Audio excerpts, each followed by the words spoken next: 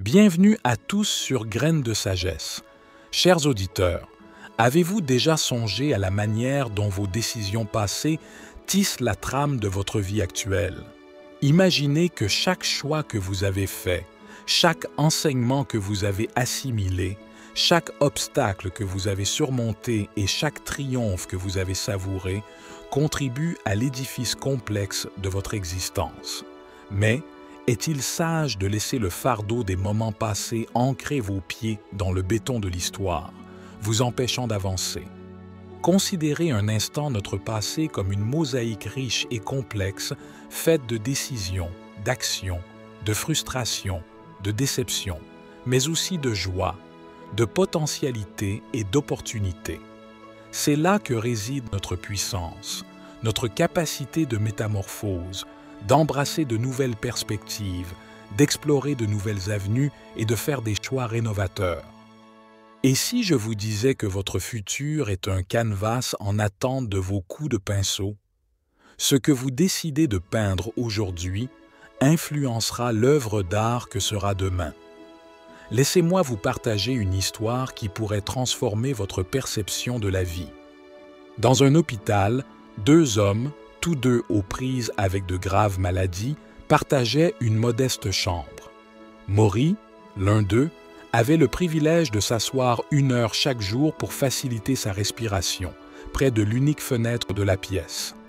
À côté de lui, Thomas, allongé, ne pouvait qu'imaginer le monde extérieur.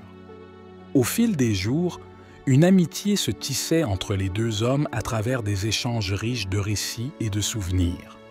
Chaque après-midi, Maury partageait avec Thomas les merveilles qu'il observait à travers la fenêtre, offrant à son compagnon une évasion quotidienne à travers des descriptions vivantes et colorées d'un parc animé, d'enfants jouant, de couples se promenant, de parades festives.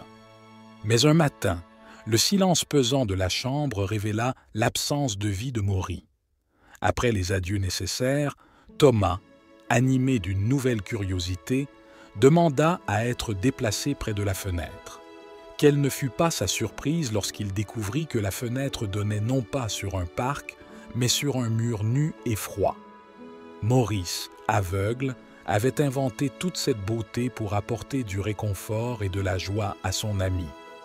Avant de poursuivre, nous vous invitons à prendre un instant pour nous soutenir en vous abonnant à Graines de sagesse et en activant la cloche de notification.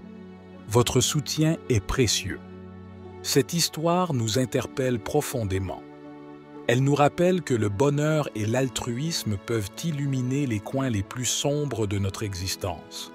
La douleur, lorsqu'elle est partagée, se dissipe, tandis que le bonheur, lorsqu'il est offert, se décuple.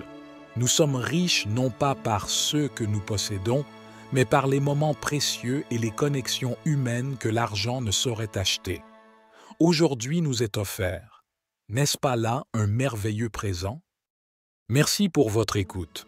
Nous espérons que ces mots auront résonné en vous. À très vite pour une prochaine vidéo.